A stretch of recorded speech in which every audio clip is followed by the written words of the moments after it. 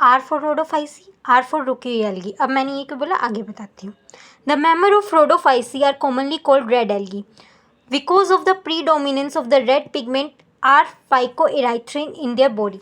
अब जो रोडोफाइसी के मेंबर्स हैं वो कॉमनली रेड एल्गी क्यों हैं, क्योंकि उनमें एक रेड पिगमेंट है दैट इज़ आर फाइकोएराइथ्रिन जो डोमिनेंट है। मैंने पहले भी बताया था कि जो एल्गी के कलर्स हैं ये क्यों है, क्योंकि इनमें कोई पिगमेंट है जो डोमिनेंट शो कर रहा है, जिसकी वजह से उनका मेजोरिटी ऑफ द एल्गीज का कलर वो होता है, जैसे क्लोरोफाइसी का ग्रीन, फेयोफाइसी का ब्राउन और रेड, रोडोफाइसी का रेड।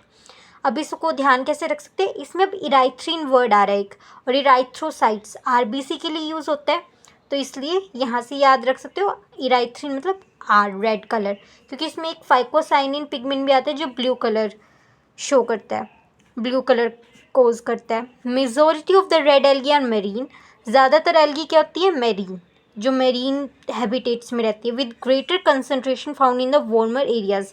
वार्मर एरियाज़ यानी गर्म जगहों पर इनकी बहुत ज़्यादा मात्रा में पाई जाते हैं ये। They occur in both well lighted regions close to the surface of water and also at great depths in ocean where relatively little light penetrates. अब ये दोनों जगह रहते हैं। अब देखो सरफेस है पानी की, जो पानी की सतह है उस पर सूर्य का प्रकाश ज़्यादा पड़ रहा होगा तो वो एक वेल लाइटेड रीजन है, जबकि जो बिल्कुल गहराई में होगा वहाँ पे तो लाइट पहुँच ही नहीं पा रही होगी, पेनिट्रेट ही नहीं कर पा रही होगी, तो वो क्या है, बिल्कुल डार्क रीजन। कहने का मतलब है कि ये बिल्कुल भी बस नॉर्मल जगह नहीं रहती, या तो बिल्कुल वेल लाइटेड रीजन पे या बिल्कुल डार्क गहराई में जहाँ पर लिटिल लाइट भी पेनिट्रेट ना करे। लिटिल मतलब बहुत थोड़ी सी, बिल्कुल ना के बराबर लाइट जाती है। Okay, the red thalli. अब थैलाई क्यों बोला है, क्योंकि मैंने बताया था कि एल्गी क्या होती है, थैलोइड बॉडी होती है इनकी, इनमें कोई डिफ्रेंशिएटेड रूट नहीं होती, कोई डिफ्रेंशिएटेड, इनकी बॉडी डिफ्रेंशिएटेड नहीं होती, ना इसमें कोई रूट है, स्टेम है, लीव्स है, अनडिफ्रेंशिएटेड बॉडी है, और अनडिफ्रेंशिएटेड बॉडी को क्या बोलते हैं, thallus. The thalli of the most of the red algae are multicellular, most of the algae, not all, most of the algae की जो थैलाई है बॉडी है वो क्या है, multicellular. Some of them have complex body organization, इनमें से कुछ में जो उनकी बॉडी ऑर्गेनाइजेशंस है वो क्या, वो जटिल है तो ये सिंपल सी बॉडी अनडिफ्रेंशिएटेड है, बट स्टिल इनकी बॉडी ऑर्गेनाइजेशन क्या, complex. The food is stored as floridean starch which is very similar to amylopectin and glycogen in structure. अब इसका क्या मतलब मैं बताती हूँ। अभी जो स्ट्रक्चर दिखाई दे रही है स्टार्च का है। स्टार्च में दो पार्ट्स होते हैं, एक अमाइलोज और एक अमाइलोपेक्टिन, जिसमें से अमाइलोज पार्ट होता है वो हेलिकल होता है और अमाइलोपेक्टिन क्या होता है, ब्रांच्ड। वहीं जो ये स्ट्रक्चर दिख रहा है वो ग्लाइकोजन का। अब दिख रहा है ये जो स्टार्च के दो पार्ट थे उसमें अमाइलोज और अमाइलोपेक्टिन, ये किससे सिमिलर है, अमाइलोपेक्टिन से। तो वही यहाँ पे कहा गया है इस लाइन में कि जो फ्लोरिडियन स्टार्च है, पहली बात तो अमाइलोपेक्टिन और ग्लाइकोजन का स्ट्रक्चर मिलता है जो दोनों ब्रांच, और ये दोनों किससे मिलते हैं, फ्लोरिडियन स्टार्च से। इस लाइन का मतलब यही है। अब मैंने बोला था R for Rhodophyceae and R for रुक्यूई एल्गी, क्यों बोला, क्योंकि इनमें ना कहीं भी मोटाइल स्ट्रक्चर पाया नहीं जाता, ना इनके असेक्सुअल स्पोर्स मोटाइल है, ना इनके सेक्सुअल स्पोर्स मोटाइल है।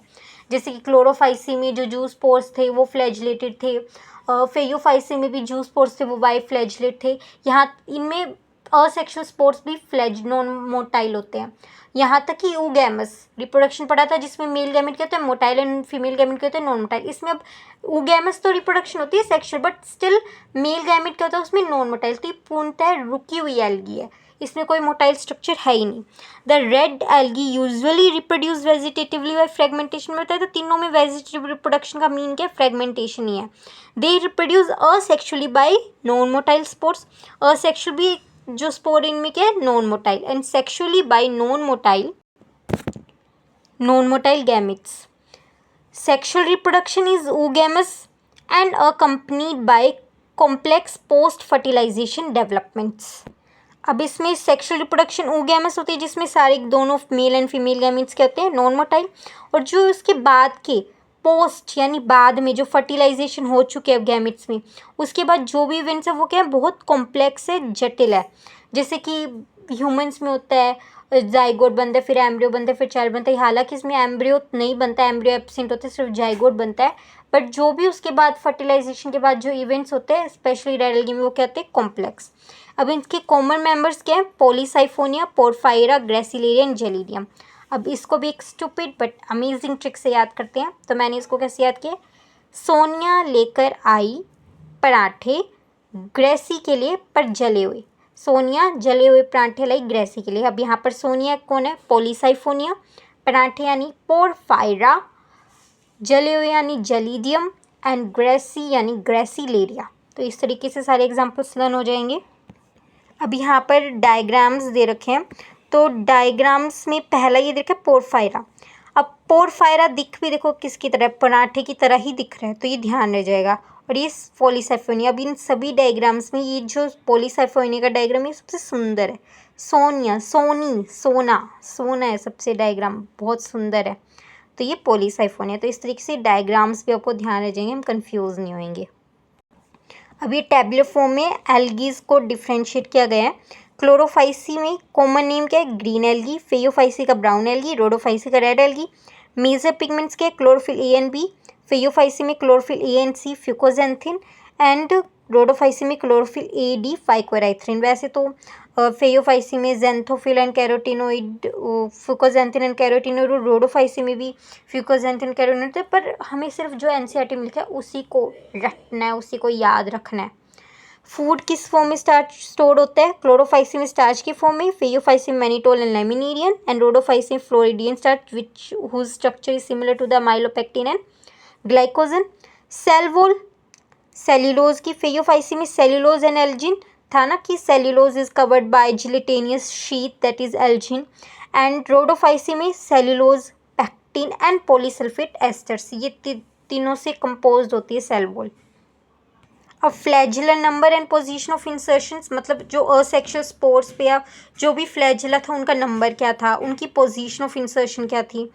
तो इसमें जो क्लोरोफाइसी थे उसमें 2 to 8 फ्लैजुलाज हो सकते हैं, 2 से लेकर 8 के बीच में कितने भी फ्लैजुला हो सकते हैं, और इक्वल होते हैं। और एपिकल यानी देखो इसमें तो जो था वो लेटरल था, और एपिकल यानी इसके टॉप पे निकले हुए होंगे फ्लैजुला, बस इतना से डिफरेंस है। और फेयोफाइसी में 2 अनइक्वल फ्लैजुला, एक छोटा एक बड़ा, और लेटरल साइड पे जैसे कि वो ऊपर डायग्राम दिख रहा है। और इसमें तो ये तो नॉन मोटाइल एल्गी है ना, रुकी हुई एल्गी है रोडोफाइसी, तो इसमें फ्लैजुला जैसा तो कुछ है ही नहीं, तो इसका नंबर और पोजीशन ऑफ इंसर्शन भी क्या बताएंगे जब फ्लैजुला ही नहीं है। Habitat fresh water, brackish water and salt water. और फेयोफाइसी फ्रेश वाटर रेयर होती है, brackish water and salt water. और रोडोफाइसी फ्रेश वाटर फिर से सम कुछ ही में होती है, ब्रैकिश वाटर, और सॉल्ट वाटर यानी मेरीन हैबिटेट्स में मोस्टली होता है। तो ये हो गया हमारा एल्गी कंप्लीट।